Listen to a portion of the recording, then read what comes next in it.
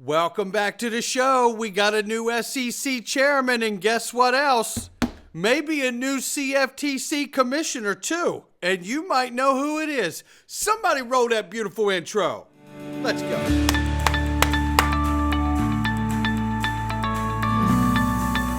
Digital Perspectives with Brad Kimes. Come on in.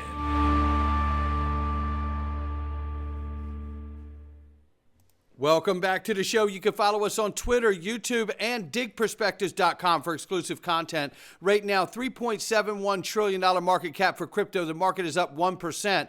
Bitcoin, 95,800 plus, 3,700 plus for Ethereum. XRP at the number 3 spot is $2.55. Even though we're off 5.4 in the 24-hour, we're up 77.9% on the 7-day. $145 billion plus market cap, towering over the largest stablecoin in the entire digital asset space. Yeah, how you doing, little fella? Yeah. Remember when we were just down a week ago to the number 8 spot? That's how quickly the game can change. XRP is on its way to its rightful spot, which is the number 1 spot. And the Bitcoiners are scared, ladies and gentlemen. They've been trying to FUD the daylights out of us. They've been trying to throw shade on us. I've even seen some big influencers get a little scared. But the reality here is all the sarcasm, all the cracks, all the jokes won't change the real answer here. Utility and interoperability is the new name of the game, not speculation. Hello, number 1 spot, XRP's coming. Ranging between 237 and 269 at the moment. I love this because XRP's out and about and jogging around town. You know, it may pull back, it may push forward, but we have so much good news today, you're going to love it. And before we get started, I want to show you link to some of the amazing products on this platform. And look at how they span across so many different sectors that are just exploding, whether it's fitness wearables, marketing software, digital assets with Dune Analytics, artificial intelligence, health tech, fintech, food tech. They have Carbon, Rippling, which is like a automated employee systems platform. Can do payroll, the whole bit. Databricks, Scale AI, all this artificial intelligence, Samba Nova, Cerebras, Anthropic. You know, Grok here they have as real-time interface company and creator of LPU interface engine. It is unbelievable the opportunities. You know Ripple's on the platform, which they may or may not have right now. And Priron Artificial Intelligence. Look at this. The artificial intelligence options on this platform are absolutely remarkable. Remarkable. Fintech, Stripe. This is a massive company. You have the ability to own Stripe before it has some kind of a public exit, and Uphold too.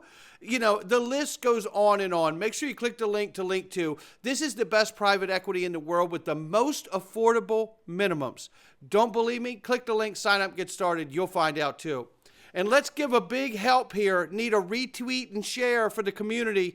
Ripple Van Winkle has experienced being hacked here. He just got his channel banned, or I'm sorry, not hacked, but just had his channel banned for no reason, essentially. I have been through this numerous times, and this is a horrible feeling, and I'm pretty sure that this is this guy's livelihood. Let's all help him out. Please tag YouTube creators and Team YouTube politely and ask them for urgent response to help him get his livelihood back online. Again, retweet, share, tag YouTube creators and Team YouTube. Let's help everybody out. You know, if we're a fam, let's help out the fam, right? Let's get it done. And squeaky wheel gets the grease, Ripple Van Winkle. You'll get it back on. Wow, the first time ever XRP trading volume has exceeded combined volume of Ethereum and Bitcoin. Take a look at it here. You can see the volume, 2.1 billion plus, and everybody else here down a little lower. You know, this is amazing because you're finding out, and we're not even in a place where we're seeing the network effects of utility and interoperability yet. But everyone in the game and wanting to get in the game is aware of the utility and the interoperability of the XRP ledger and the interledger protocol. And look at this. I put this out last evening, and I said it's quite possible we get to see the real USD approved for launch tomorrow, which is now today, and the next pro-crypto SEC chair all in the same day. How cool would that be? And how would the markets react to that? Well, guess what? Breaking. Trump names crypto champion Paul Atkins as the next SEC chair. Trump has chosen Paul Atkins, a pro-crypto trailblazer, to lead the SEC, making a massive win for the crypto industry. Atkins, known for his forward-thinking stance on digital assets, promises to deliver clear, innovation-friendly regulations that could finally put the U.S. at the front of the global crypto leadership. This is amazing, ladies and gentlemen. This bold pick is a clear break from Gary Gensler's enforcement-heavy era, signaling a new chapter for fairer, industry-driven policies. Trump's move is a game changer for future digital finance. The message is clear. Innovation comes first. Unchained crypto. Whoa! Jeremy Hogan responds here. He has advocated for reasonable, workable regulation in digital asset space, especially with the exchanges. He is steady hand, who has been the SEC chair for 8 years prior. It will be hard for the Dems to attack him. The negatives: he won't be the bull in the China shop many in crypto space want. He will make measured and deliberate changes. Overall, I give his appointment a B+ for the digital asset industry, and that was good enough to get me a law degree. So, yeah. And John Deaton here says, as usual, Jeremy is spot on. Now, if Paul Atkins immediately fires or least demotes Jorge Tenreiro, we'll tell you why in a second, and anyone else on the Let's Destroy Crypto bandwagon, he goes from a B+ to an A-. And he goes on to say, now, if Atkins does the above and declares DeFi and self-custody outside of the SEC's jurisdiction, he goes to an A+. I agree with that too. And then here, Stuart Alderati made mention back in the day on November 27th. He said here, Jimi Hendrix, Noel Redding, and Mitch Mitchell, oh, what a great band that was. Great power trios, Eric Clapton, Jack Bruce, Ginger Baker from Cream, and Billy Joe Armstrong, Mike Dirnt, and Trey Cool, you know them. And then Paul Atkins, Hester Peirce, and Mark Udea would make a killer power trio at the SEC. And that's what we just got, ladies and gentlemen. SEC drops bombshell by appointing Jorge Tenreiro as chief litigation counsel. Now you know why John Deaton just said if he at least fires him or demotes him, it'll take Paul Atkins to a A-, right, in the appointment. So this is a big problem. Like, this guy has to be dealt with. So with new chair coming in, we need Jorge Tenreiro to be demoted at the very least from that litigation counsel. That guy's a huge problem. He's got to go. Now, here's a clip here that shows just how pro and Atkins is on crypto and just how much he understands the lawsuit. Listen. It's been Chairman Gensler's been in not quite a year in his position. So it took him a while, of course, to fill some of the spots. As far as the senior spots at the SEC. So I think we've yet to see what's going to go on, but I think all indications are they're going to be aggressive on the enforcement side.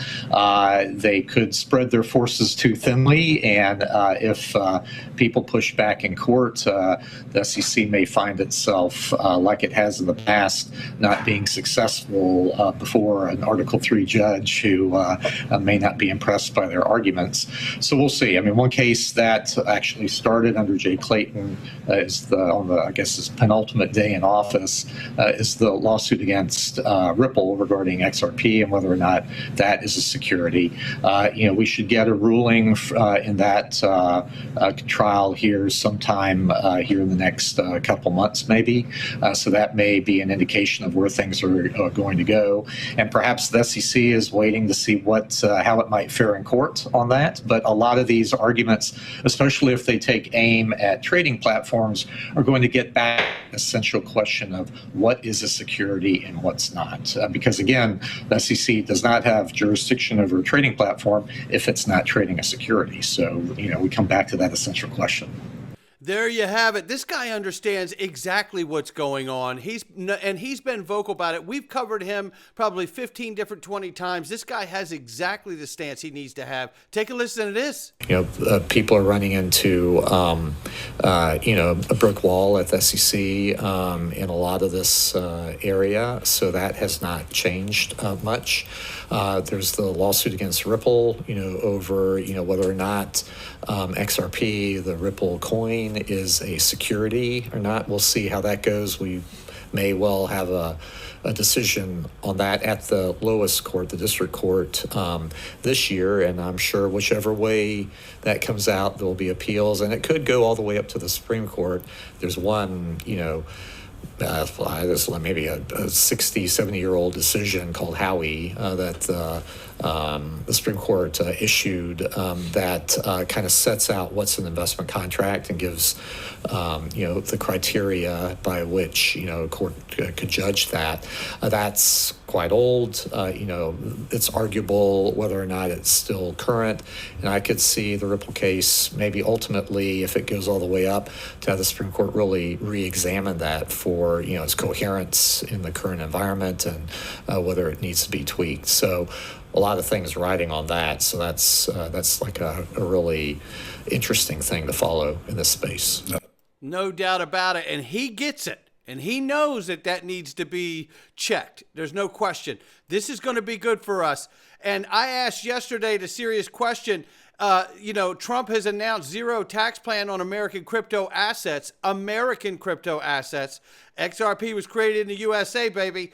And my question is if there will be no tax on U.S. companies, U.S. crypto projects, knowing that Ethereum is backed by CCP China and Vitalik's just picked as a poster child, I have to ask, it's registered in Switzerland. So that going to be taxed? And what about Bitcoin? Are we going to have to reveal the 4 Satoshis? They said they were in California, according to the Department of Homeland Security. But who are they working for, themselves or another country? We don't know. And are we going to have that revealed in order to not have taxes on Bitcoin, or will there be taxes on Bitcoin? And what will be the effect on that when you have a list of tokens that have no taxes versus Bitcoin and Ethereum that possibly will? Think of that for a moment. And think of this for a moment. Trump considers pro-crypto Perry Ann Boring Caroline Pham as possible CFTC chairs. Come on in. Listen, Caroline Pham does a great job at the CFTC. She'll certainly serve as an excellent commissioner should she get the chair position. But listen, I got to know Perry Ann Boring over the last couple years, and I tell you, how could I not throw my weight and support behind her? How could I not? Perry Ann, if this is something you want, I certainly hope that you get it and a chance to serve under the Trump administration. What an honor and a privilege that would be. Pulling for you. And if we get Caroline Pham, as the way this goes, we can't lose. Both of them are amazing. I just have to pull for Perry Ann because, right? So shout out to her and the Digital Chamber. This is remarkable. We don't know much else. We got to wait and see what happens. But it could be that Perry Ann Boring could be the next CFTC commissioner. How amazing would that be? That would be incredible. Remember, also wrote an amicus for the Ripple case. Unbelievable, ladies and gentlemen. We're getting this American innovation in crypto back on track. We're back, baby. 2 million real USD just minted at the real USD treasury. Well, let me tell you, this gets more interesting. Take a listen to this. Time we talk. I want to talk about Ripple and your business, the company, everything, enterprise business, payments, custodying, everything, and the new stablecoin that's going to be launched as well soon. Where are you seeing the most demand right now internally in terms of all these products and services? So we have always tried to focus on the highest friction points. So, cross-border payments in particular, trying to get money into and out of various currencies and across borders has always been a point of high friction. Obviously, some people will adopt crypto and just buy crypto and move it. But that's hard for a lot of people. So our goal has always been to work with banks, we work with payment providers so that we can actually make that faster and cheaper and frankly simpler. So we started with just cross-border payments. We acquired a custody company last summer out of Switzerland, and now we have a Ripple custody business that has certainly grown quickly, that has some of the largest banks in the world HSBC is an example of a customer there. And then, as you mentioned, we're in the process of launching a new stablecoin. And look, I think the stablecoin market is exciting and obviously has grown. We're at about $170 billion market today. Listen. Some have forecasted it to be $2 trillion in 5 years. Ripple already was using stablecoins in our payment flows with our customers. And there was a time when we were that Ripple was minting 20% of all USDC. And so we felt like, look, it only makes sense. Obviously, there was a big event last spring in the United States, 18 months ago, where USDC depegged. And we felt like there was an opportunity for a credible player that's already working with lots of financial institutions to lean into that market. So see, every time he breaks that down, he explains that Circle lost a peg about 18 months ago. Now, I love this. And he says, and Ripple saw an opportunity there. You know what now I don't know if Brad meant this, and I'm certainly not speaking for the man. That's for damn sure. He's smart enough to speak for himself. But what I do take of that is I take that, well, if we ever lost a peg and we had a stable coin, we could back it with XRP. And isn't that the goal of making XRP a world reserve bridge currency? Yes. And wouldn't that be the micro version of doing exactly that by underpinning the real USD as a stable coin should it lose the peg? And once it proves out as a payment token and that it can serve in that manner, it can grow into the role to underpin the actual US dollar as a whole. That's the goal. That's the point he's making. And if he's wrong, I'll be glad to take it back. But I don't think that's exactly it. I do think that's exactly what the point he's making. And I couldn't be more excited, and I hope you are too. And speaking of this, supply shock. Think of it. All the people that'll be getting minted real USD, you think they'll be buying any XRP with that real USD once it's minted? Yeah, I think that's a resounding yes. And then here we have this. Think of all the ETFs for XRP that are just out here waiting in the wings. And think about the ones like possibly BlackRock to come in the future. And then think about the supply shock. You got all these financial institutions printing and minting or getting RLUSD minted. Then they're getting their bags right for XRP. Then you have the ETFs launched, and then you have the draw to put that into a qualified custodian to back the fund. That is the kind of demand we want to see and upward pressure on this asset. No doubt about it. And if we do, take a look at this. Eggrag Crypto gives us the 5 color scenarios here. 5 colors, 5 scenarios. Choose your color wisely. So back on September 18th, the idea of XRP pumping seemed like a dream to many. People scoffed, saying, yeah, keep dreaming. Fast forward, and now everyone's hopping on the XRP bandwagon, but most still don't grasp the true power of the XRP ledger and XRP. Even Raoul Pal apologized to the XRP community on Blockworks for doubting XRP. He now holds a small bag, providing that focus can turn dreams into reality. Massive respect for his honesty and macro insights. Now let's talk price action. Taking $250 as our base price for this analysis. He says here, the white target, $3, is a 20% jump, not far away. And with the good news of Paul Atkins as SEC chairman and Perry M. Boring possibly being the next commissioner of the CFTC or Commissioner Pham, and understanding the real USD launching today, and at least approved to launch today, yellow target 485 is just a solid 94%. Red target $6.22. Nothing crazy, just a 148.8% jump to 622. Blue target $7.68, a cool 207.2%. The green target takes us to $27. That's the biggest one that we could see that he's listed for us today. And that would give us a 980% jump, a 10 times jump. Well, here's a fun fact I want to add to all these numbers. In the last 30 days, we've had a 443% jump in price for XRP. Half of this, of the big target, essentially, right? A little less than half. And just a week ago, XRP, in order to hit $28 would have been a 1,500% jump. And that's how much the price moved to make it only a 980% jump to $27 today. These things are getting much closer all the time. And there is still an enormous amount of good news to find out. We could take this off the list. New pro crypto's SEC chair, Paul Atkins, got it. Still waiting for the crypto czar. I hope it's Giancarlo if he wants it. We might get either Commissioner Pham or Perry Ann Boring as the next CFTC chair. Think of that. This is a remarkable, remarkable opportunity and moment for all of us in this space. And so much more. No cap gains on crypto. They're still talking it. It's happening. It's a promise he made. It's coming. And then we see stockpile reserve bill pass possibly. Oh, we got so much coming to us. But right now we're going into the Freedom Zone, and we're going to tackle a few other things today.